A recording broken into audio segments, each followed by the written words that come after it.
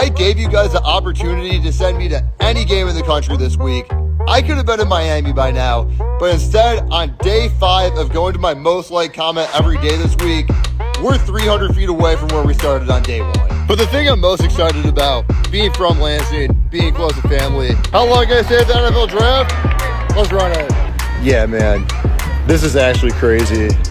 They actually let me do this. I am on the draft stage. Lions got a few more picks this weekend. If you need me to make one, I'll be here. Today we find out if I can get inside Albertson Stadium and walk onto Boise State's blue field.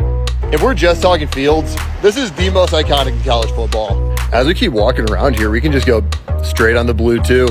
Let's knock that out while we have it. Little bit on the orange, little bit on the blue. This is a bucket list. I'm really pumped to check this one off the list. Just in case we run into any issues here, I did get someone to get a little extra rite of passage for me. All right, listen, it's Big Cat. I want it very clear. I want to watch this video. I'm going to enjoy this video. I love when he goes to the stadiums, so let him stay. I might just even go out to the 50. This right here is what you call a big-time player, making a big-time play in a big-time game. Let's go, baby. Coast is clear. Coast is clear. Coast is clear. Looking good. Feeling good. Playing good. Encore. See you into a dome. You know, it's all about who you know in this business. And I am fortunate to have conversed and met up with some wonderful people going all the way back to my youth. And that's where we're going to be today. GFed, you've seen him all over TikTok. You've seen him on YouTube. This is the guy who does the stadium tours. If you've ever seen a video where a guy says, hey, let's see how long we can stay in this stadium after a game, it's him doing it. He has been to an endless number of professional and college ballparks, stadiums, arenas, what have you. I just checked. He has accumulated over 493,500 followers on TikTok. Buddy, lob me a few of those, please. I should be so lucky. It's really an incredible thing he's carved out for himself. And as I will mention in the interview, of course, we went to high school together. So there is kind of a local angle. He's from Michigan, currently in Chicago, but he went to Western Michigan. So for anyone who's interested in the local angle or the national angle, we got a little bit of everything with today's episode. Before we jump into the interview, though, if you're watching on YouTube, you can hit that like button, hit that subscribe button. We're on Apple Podcasts. We're on Spotify. I'm on Twitter at Castellani2014. And of course, everything we create is available at CastellaniContent.com. That is your one-stop shop for everything that Austin and I create. And it's getting updated every day with I'll Say This. It's getting updated every day with Chris and Company or Tiger videos. Everything we put out is on there. It's easy to access. I would even call it a sexy website. It's not pornographic, where we're a family show, but just in terms of aesthetic. Beautifully put together. All right, let's see. Anything else? Lone Goat, June 6th. No, that was 2 weeks ago. I don't need to worry about that. But you're welcome to hit up the Lone Goat, obviously. I went there over the weekend. Again, check it out. Shout out Donald the owner. But let's see. Anything else? No, I think we should be good. Looking forward to this interview. I love talking to content creators, and I love talking to guys who've been a part of that grind and who have it figured out. And no better one at this point than GFed, a guy who's been around the block here. So let's jump to our interview, and we'll see you when we're all wrapped up.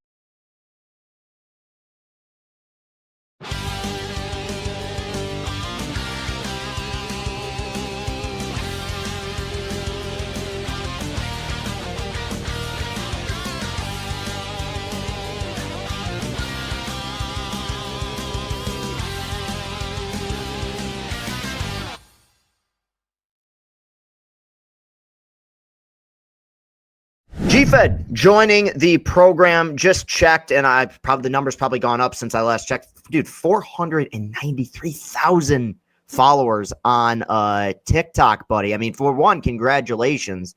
But I guess to start, I didn't mean to ask this question, but how does that ever become? Let me rephrase that. At what point did it become overwhelming, if it did, where you were like, dude, this is really something? I don't think it became overwhelming ever, to be completely honest. I think more so in the way that, like, there is a little bit of like what do they say in the creator space, like imposter syndrome, where it's like, this is really happening to me. I think there was some of that for sure.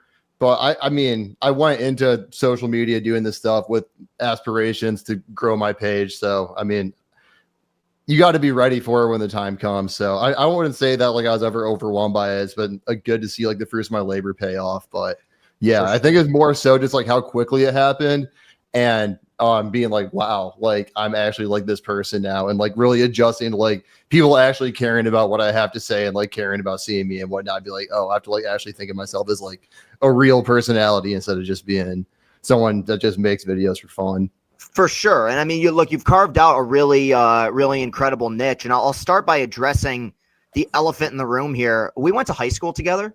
Like both of the pride of Lansing Catholic. You're the second Lansing Catholic grad that's been on. The other one being Greg Waddell of Sleepers Media.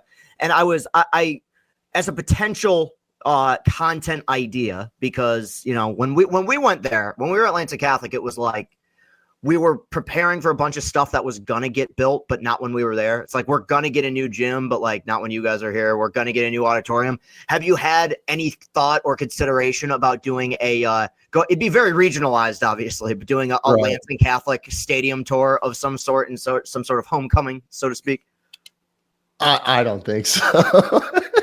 No, probably not. I don't think that's in the cards for me. I can't imagine. Yeah, I don't think I've been to back to Lansing Catholic.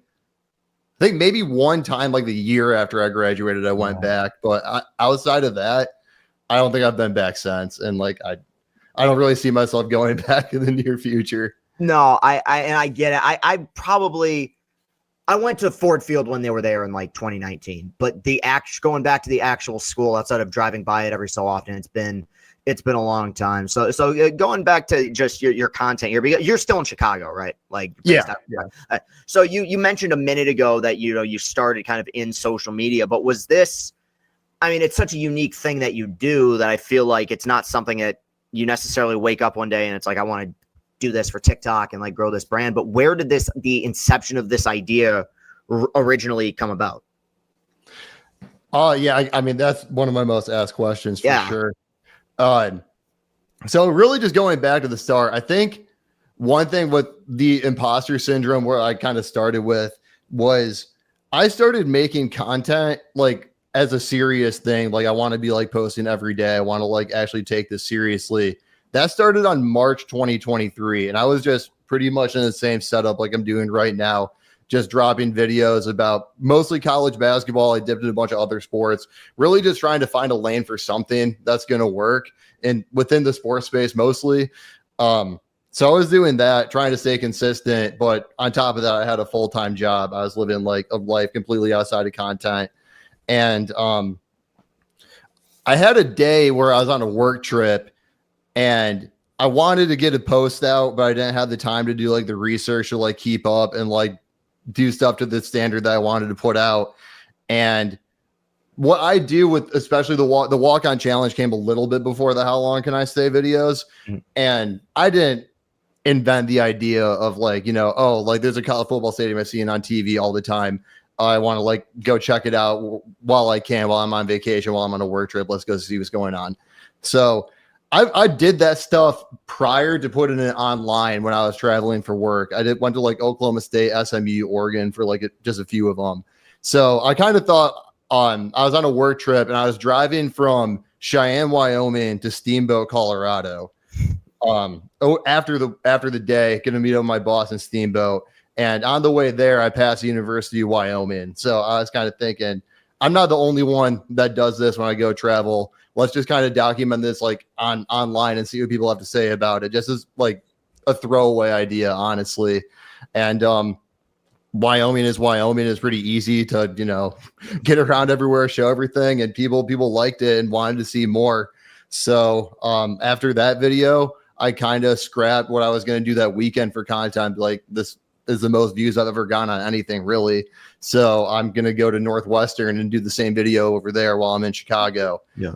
So I did that second video. That one did about the same viewership. Actually, the first video picked up a lot more views after the second one. And then that's when I kind of flipped a switch where I'm like, I'm 2 for 2 right now.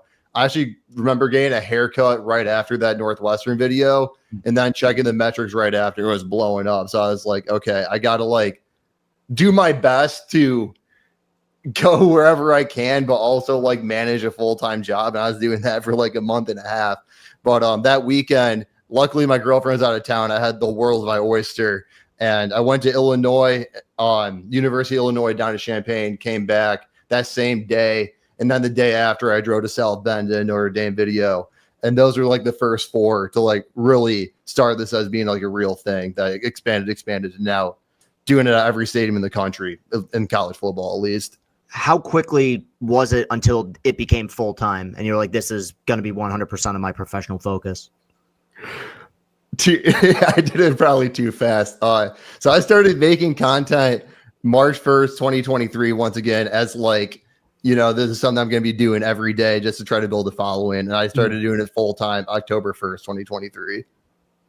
It's impressive though. I mean, that's a quick turnaround. And you mentioned a little bit ago, like that, did you have some experience in regards to how to grow things on social media, even if you hadn't necessarily done things from a content perspective?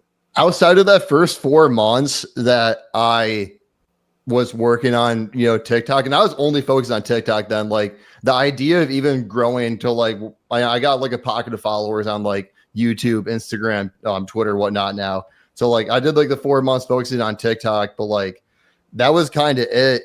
But I just saw the views that I was getting from the walk-on challenge, and then how long can I stay? I started doing like 2 weeks after that.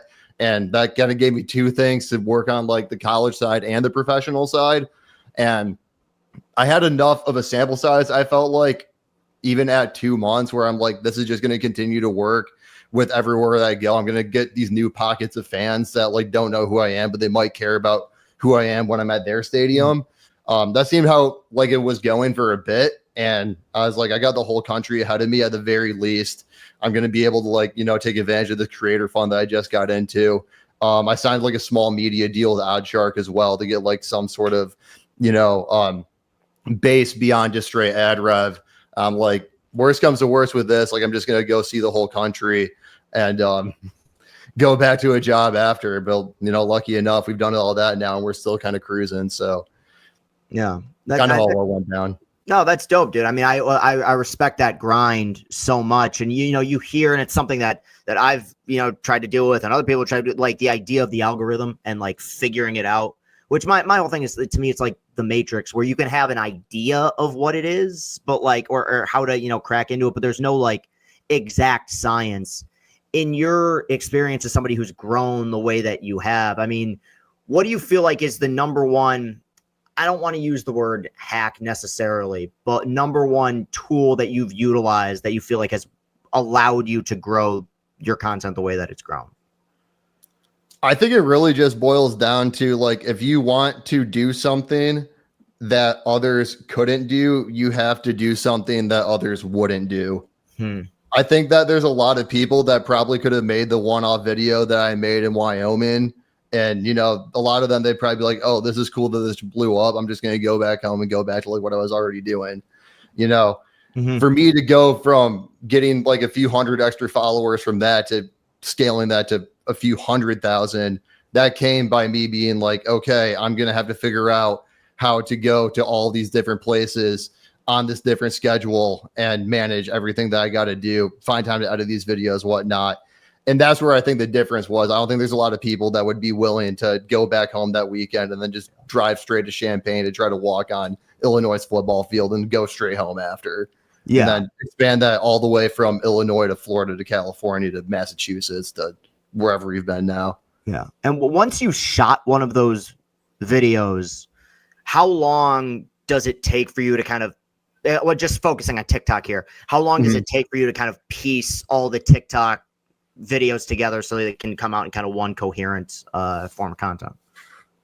It definitely depends on the video. I mean, like, because I do everything in real time, especially like with the how long can I say videos, or even the walk-on challenge too. I mean, like the videos that, I walk around the stadium, I can't find my way in. Those aren't going to take that long to edit. But the ones where like I actually get really in the weeds of the stadium, find my way into like locker room suites, club sections, I'll walk out of a lot of those with, like over 20 minutes of tape, and I got to shave that down to like 5. I was at like probably 5 or 6. I'm trying to get into like the 3-minute range now to fit like the new like YouTube Shorts and Instagram Reels that got extended. That's been big for me. But I would say on average, I would give myself like 4 to 6 hours. That probably sounds about right. Yeah. I mean, because it was like captions too. Captions low key take a long time. Oh yeah. No, I mean, that was going to ask about it because I don't know, maybe I'll get called out by the community here, but I have a little AI machine that spits out the captions for me that I use. I pay for it. It's worth it. But do you straight up just do the captions on your own? Yeah, actually, like up until this last month, I've edited every single thing on my iPhone, just like either straight from the TikTok app or on CapCut on my iPhone. And yeah, I was just doing it all. I mean, you have like the auto generate captions feature with like Pro CapCut, but yeah, I wasn't using like any extra AI software. And I mean, you hear my voice, especially when I'm talking over like thousands and thousands of people at a stadium. Like sometimes stuff doesn't come out as coherent as I would like. Right. So it's pretty necessary to my content to make sure everyone can piece along what's going on without me like just flat out saying it. So for sure. It's one of those things, especially the more I've gotten like deeper into TikTok, where it really is true what stuff pops and what doesn't. And the fact that like it's kind of a, well-regarded thing that like within the first second of a video, people can figure out whether or not they're going to keep watching versus not. So when you remove a lot of those like features and amenities, it's kind of, all right, I'm going to keep scrolling. Are you still, because I saw a video, are you still banned from the Super Bowl? Probably, yeah. I haven't tried since that first one. I'm probably not going to try again. But yeah, I mean, the NFL does not like my content. Why? Because they want to control everything, and I'm going on my own. And I think the big issue that they sound like that they had was like the premium stuff too. Like they did not like that I was going into like suites and like club sections and things like that. So that's part of it. But also on the other side, it is kind of team by team because I mean, the Super Bowl is different than getting like the How Long Can I Stay series banned from the NFL. Yeah. But the funny thing is, so the Colts, I got into some trouble at Lucas Oil Stadium doing a How Long Can I Stay video there in fall 2023. I got banned from all these stadiums before I took like a course and got reconciled. But the day after that happened, I actually got invited to Miami by the Dolphins. And I still got invited by the Lions to like the playoff game that year too. So it's a little bit inconsistent, but yeah, I mean, at the end of the day, like everything I do is very real. Like I don't really fake any of my content at all. So when they see someone like being somewhere they're not supposed to be and like exposing flaws in their security, like I get why they wouldn't like it. It makes sense to me. And lucky enough for us, like we got enough of an audience with baseball, basketball, college football, whatever it might be, that we don't need the NFL. And even with that, we still have done enough there to like do something.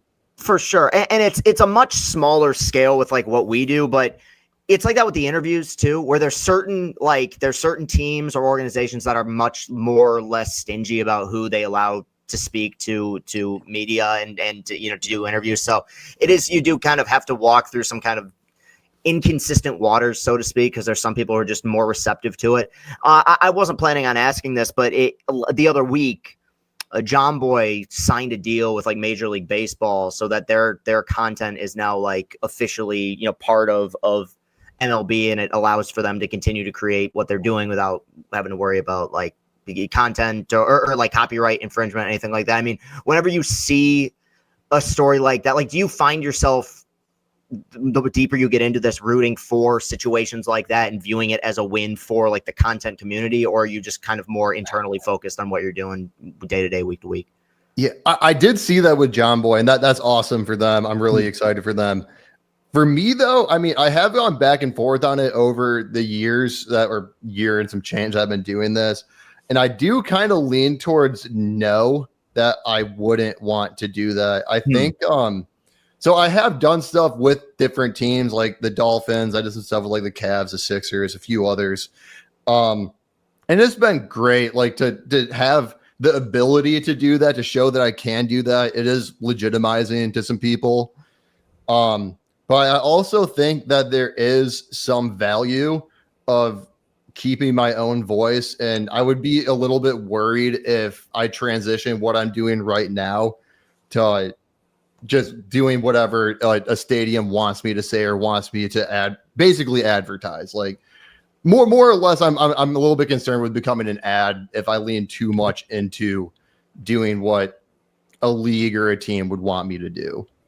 That's a really interesting point. It's something I've talked about with people about a lot of different content creators, which is the fact that, like, look, monetization is the ultimate goal, and but there's that fine line between monetization and making sure that you're not veering too far from what you're already doing. Because, like, I think when it comes to independent content creation, the name of the game, and you brought up a minute ago, is authenticity. It's not being fake, it's being real. And it's like when you reach a point where you're kind of starting to get the handouts and you're starting to get, like scratch our back type of thing, promote our stadium. It's a weird thing on the internet where there's this thing in animation called the uncanny valley when something looks real, but you can tell it's fake. It's kind of like that with content creation, where it's like, you can just tell in the back of your head when a reaction video is like pre-recorded. You can just tell in the back of your head when something isn't completely authentic. And it's tough because, like, in the long, you want to make a living and you want to make sure that you're taking care of yourself, but you also want to make sure that you're staying true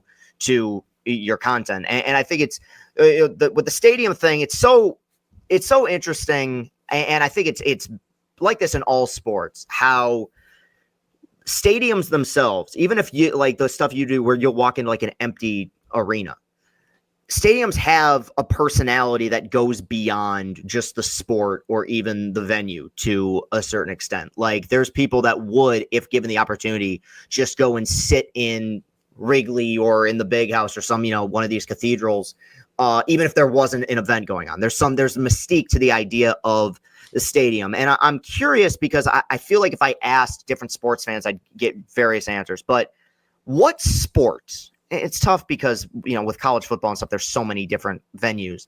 What sport do you think is the most consistent with their venues, where you feel like even if, one is maybe a little bit weaker than the other, generally speaking, you're able to find more positives consistently in one sport over another? Okay, just to make sure I'm understanding the question right. So, like, you're saying, like, has the most, like, consistently good stadiums, or the stadiums are the most similar to each other? Consistently good. Yeah. Okay. I got to go with college football. Yeah. I mean, that's my biggest audience. I think that's what I enjoy going to do the most. I think most college football stadiums, the ones that, like, are on campus, you can find something interesting in all of them.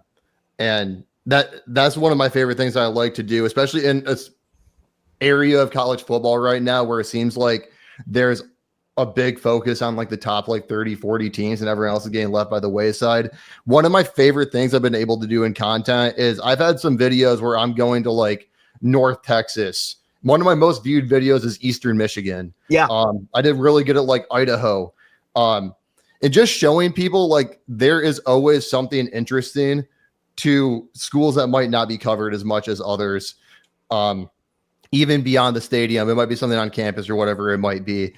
So I think that going to different colleges and finding those things and showing them to people that might not think about a North Texas or an Eastern Michigan or a Middle Tennessee every day, that, like, there is some really cool stuff going on here and there's a good story to be told.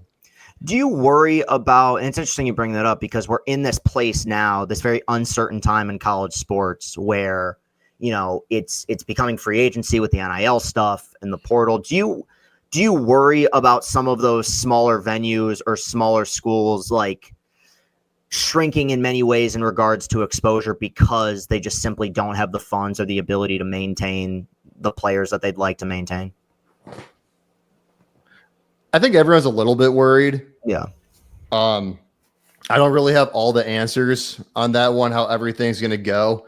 I mean, I think generally speaking, most people are happy that players are starting to get paid now. Yeah. They're not as happy with how much they're moving and whatnot.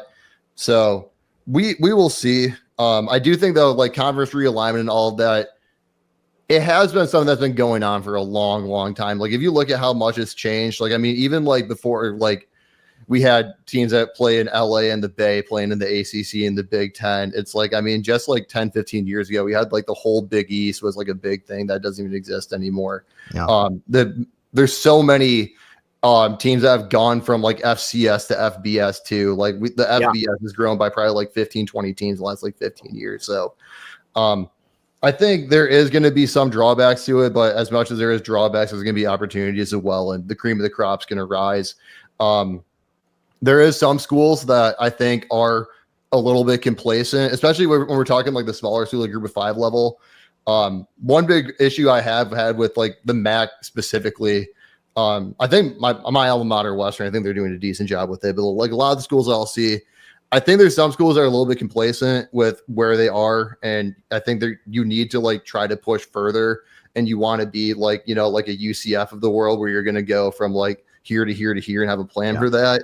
And the schools that are willing to like push some boundaries and really try to maybe not go from group of 5 to like the Big Ten, but like, you know, take those necessary steps to grow their brand. Those are the ones that are going to thrive, and the ones that, you know, don't take it as seriously are going to fall by the wayside. Yeah, I was thinking about this the other night, but a few schools I feel like are doing that right are James Madison is one, where like James Madison over the last, like, I'll be honest, maybe it just this shows how uneducated. I didn't know James Madison was a school till like 5 years ago, and now they're kind of kicking ass and like in football and basketball.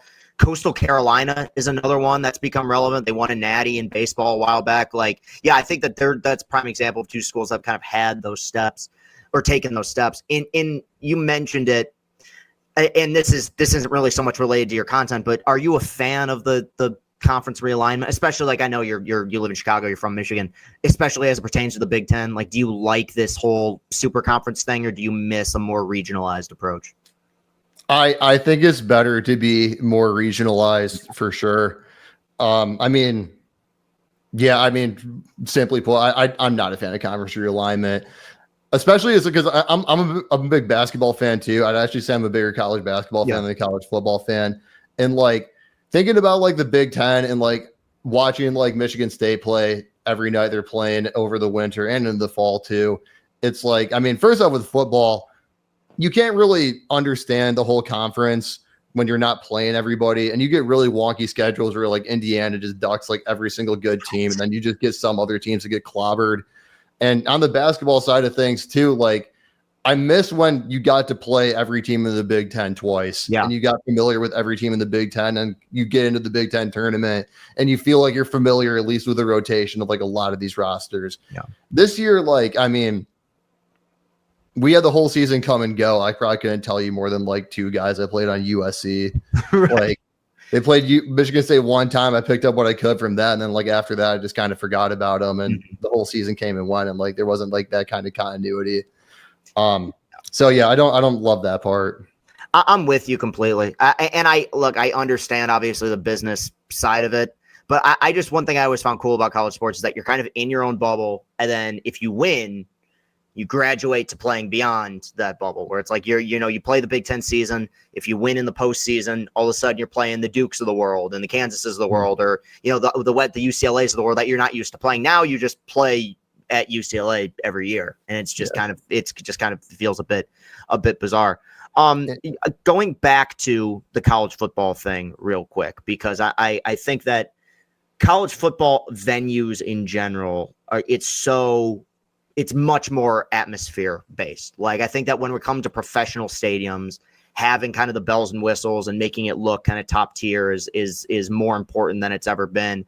When you assess or kind of review a college football venue, what's more important to you? Is it the makeup of the facility, like including, how well kept it is, like, amenities and all that stuff, or is it the atmosphere of the place itself? I mean, if I'm assessing like the stadium, as far as like people saying like what's my favorite stadium, I mean, I've visited all these stadiums in their off time. I haven't gone to a game at every stadium, so I want, for that alone, I do try to lean into what has a better venue, and on top of that, I feel like when you have people that are like kind of talking about the best stadiums in college football that haven't been to all of them, which is most of the people that are talking about that, It just kind of boils down to just being a list of like what is like the best programs in the country. Like if you're trying to make a list of the best environments, the best atmosphere that didn't look very close to what historically is the best programs in college football, like you would have a very hard time doing that. Yeah. So I do enjoy kind of going back to the point about going to some of these smaller schools and making big videos, even if it isn't necessarily like a smaller school. It could still be like, for example, like I went to like North Carolina, and I think North Carolina's football stadium, Keenan, is gorgeous. It is such a pretty stadium that like you would just never really think about because North Carolina is not usually relevant in football. Yeah. So like I like highlighting stuff like that where it's like I went to the stadium and I saw something that I wasn't expecting to see because I just never think about North Carolina football. Of course, the bigger stadiums, like they're always great, but like we all know that there's nothing to be told that hasn't been said already. That is one of the few things I actually like about the conference expansion stuff is like and I know a lot of media members that feel this way too, is like, you know, nobody knew how cool of a venue like Washington football was with like the sailgating and stuff like that. Like you do get kind of a deeper dive into the other side, which I think is pretty cool. Going to kind of transitioning into the more professional realm of things in regards to professional stadiums. And I think that, you know, we've been blessed because we grew up, you know, in Michigan, and obviously you're in Chicago now, where it's sweet to have multiple, sometimes up to 4 major professional sports teams. And I think that, you know, in an ideal world, like all of them are kind of cooking at the same time. That's often not the case. In fact, not that long ago, like all 4 Detroit teams were bad, but, you know, they had new venues going with LCA, and, you know, obviously Ford Field, they've kept up pretty well in Comerica. What major sports city, let's say, I'll try to say that has at least 2 of the major sports in it, do you feel like has the most consistent stadium situation? Okay, just like the best stadiums. Yeah. Okay. I think, but the first thought that I have is honestly LA, especially with the Intuit Dome now for the Clippers. Yeah. SoFi Stadium, I think, is really, really cool. And this is just like the stadium themselves, once again, not like the environment. Everyone knows LA sports environment is not super great, but the Intuit Dome, the new one, is really, really cool. I think SoFi Stadium is a one-of-one stadium that's very different to watch an NFL game at compared to anywhere else, with the whole like indoor-outdoor thing that they just translated to basketball. If you go to both of them, you see where like it's kind of the same architecture.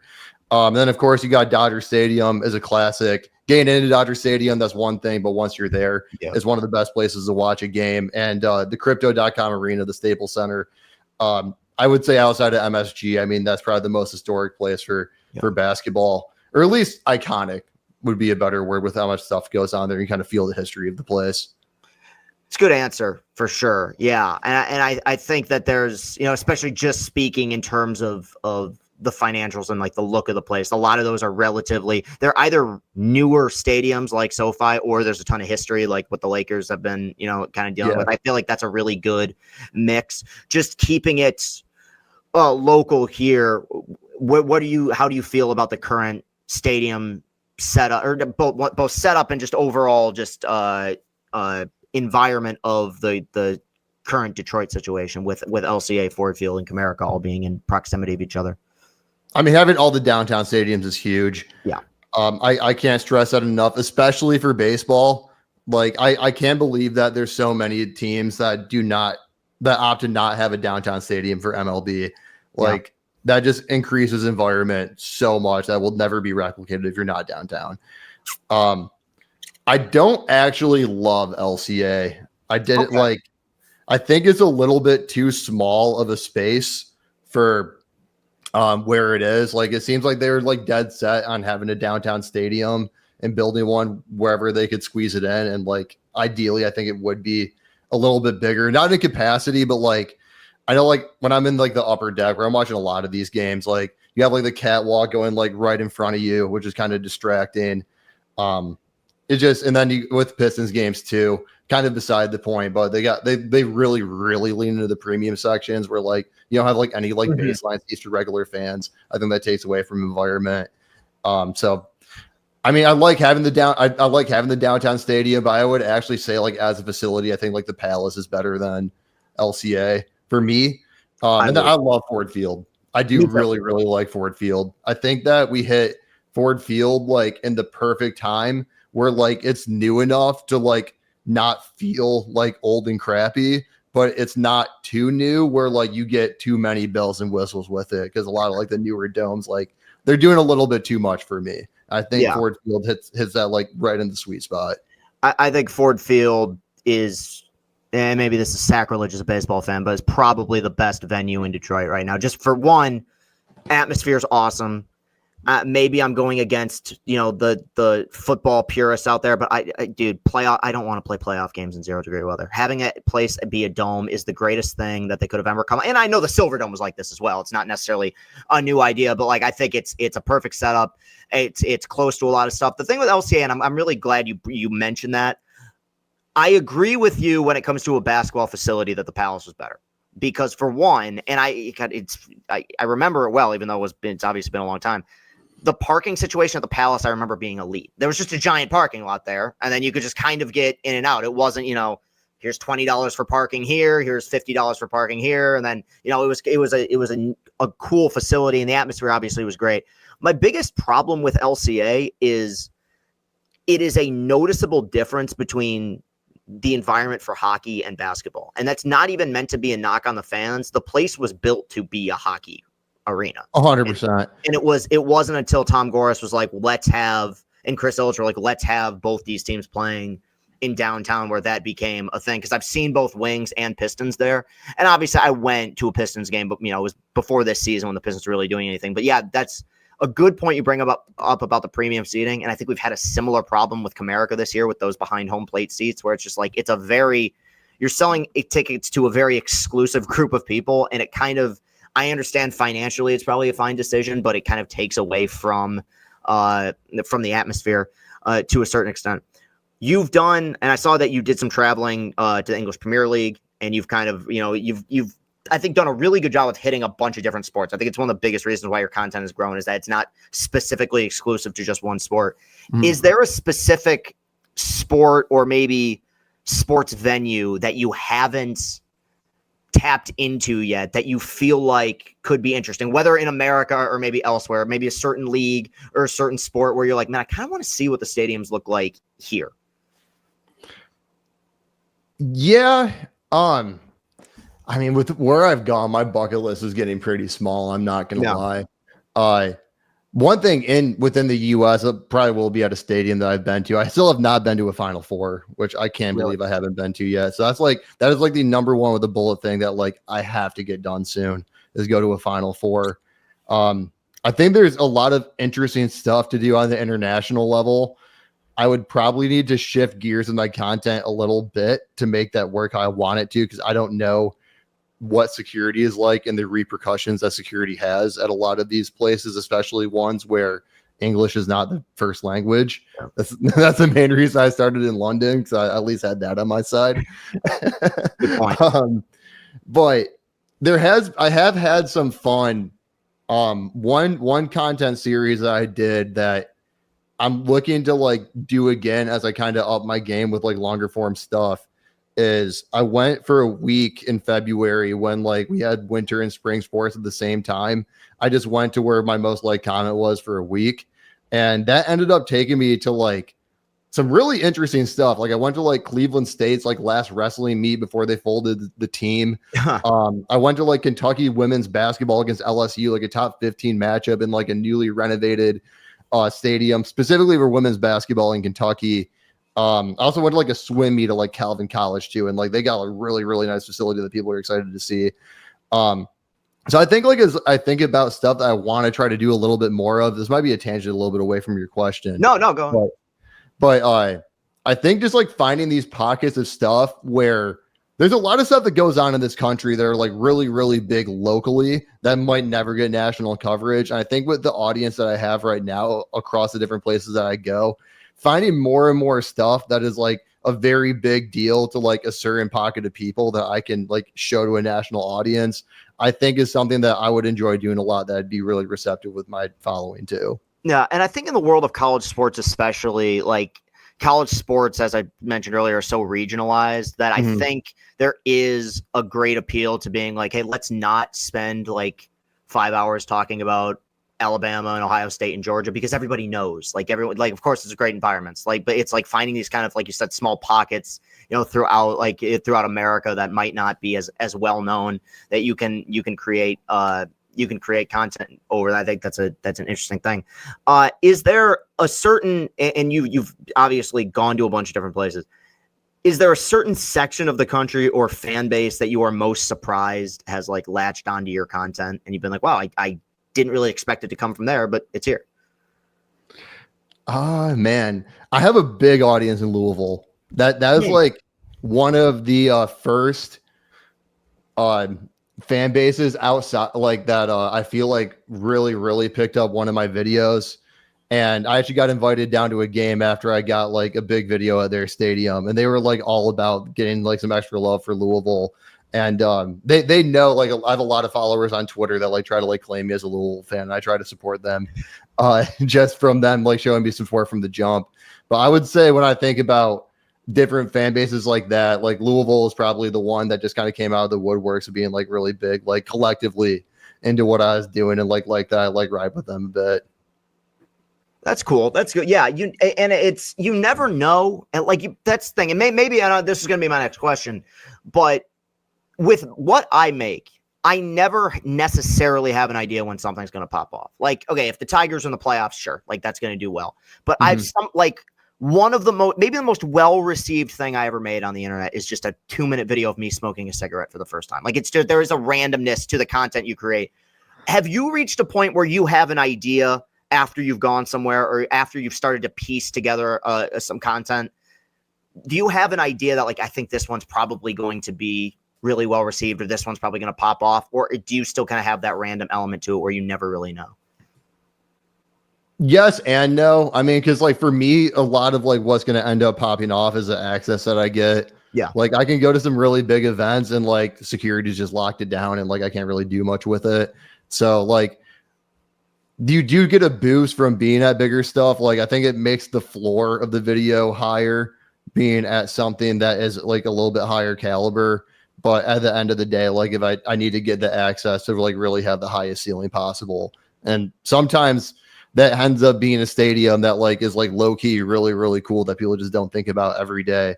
And I'm able to like showcase that. I think like Louisville is a great example of that. Like they have a speakeasy inside of their stadium and they have like full seat backs. And it's like a really nice place to watch a game. But how often are you thinking about Louisville as like the best stadiums in college football? Right. Not that often. So like when Louisville people see me like saying like this is like a really great spot, like they're like all about it. Yeah.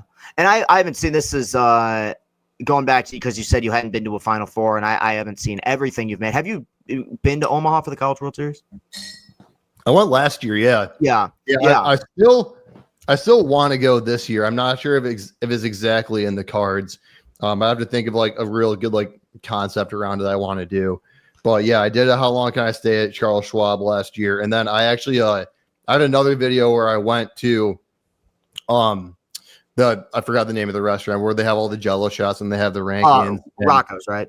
Yeah. I got a little bit of a sponsorship where I just bought a bunch of like Tennessee fans some shots to like get them up in the rankings, and that was a fun time. Yeah, but it was. I'd been there. I went there twice, and the second time I was there, like there was this thing. This is gonna sound silly, but there was this thing on MLB.com or Baseball Savant a few years back, where it was if you wanted to find the hardest fastballs of the year, there was this thing called the Chapman filter where it just removed all Aroldis Chapman because he was like the top 20. And so just like that was basically the Jello shot competition as it related to LSU, where they were first ahead of they'd lapped everybody by about like 400 shots. And so you just it's the classic, like who's going to be coming in second. I think it's one of the cooler, more special like championship venues to me, because it's totally unique. It's in, what else is in Omaha? And I like the city, but you get my point in terms of, major sporting events.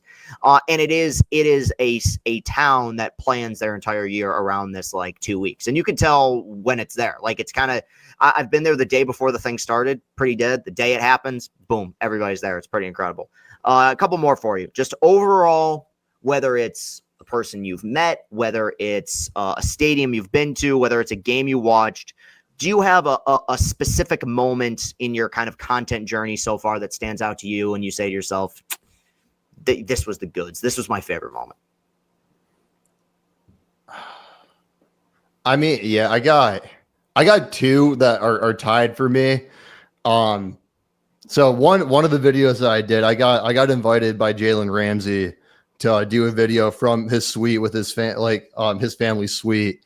And that was also like probably a couple weeks after going full time. So like talk about like validating yourself, being like, okay, like this is like a very, very real thing. Yeah. Like when that happened, like that's a moment that like you just can't really put a price tag on at all.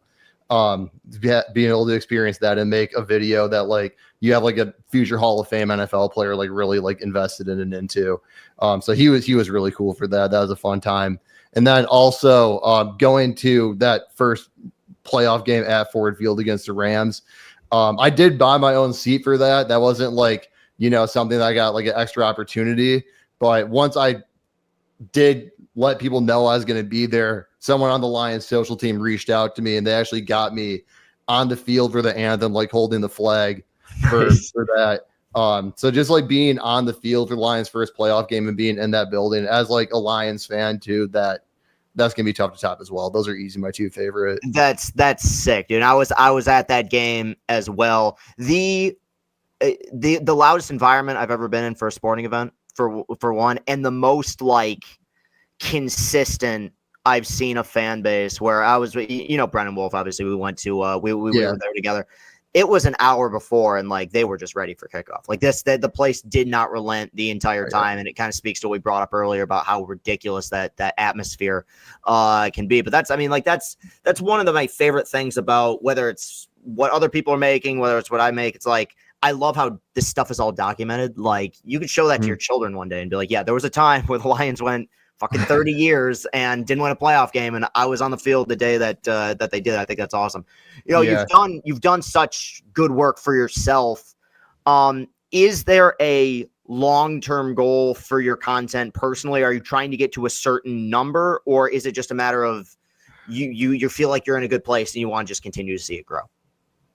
I mean, really right now I have been switching things up a little bit from where things have been, because like I was saying, so at this point, I've been to every FBS college football stadium besides Hawaii.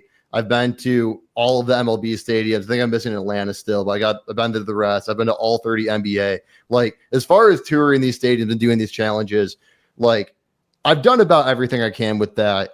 And then when we're talking about, monetizing content and whatnot, we're in a healthy spot right there. But as far as like really, really establishing yourself and doing it in a capacity where you can get enough money off of platforms where you don't need to like bow down to like the brands or the teams or whatever it might be, you have to be doing it on YouTube or you have to be doing it on Twitch. Anyone at the top of content, that's what they're doing.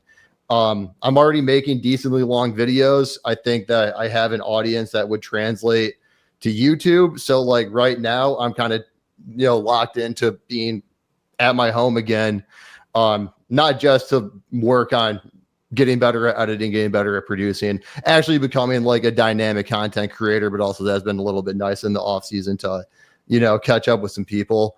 But right now I'm just kind of using my audience that I've built up and transitioning that to some longer form stuff. I've gotten some good guidance. I've worked really hard on some stuff. I think I got some good stuff coming along the way.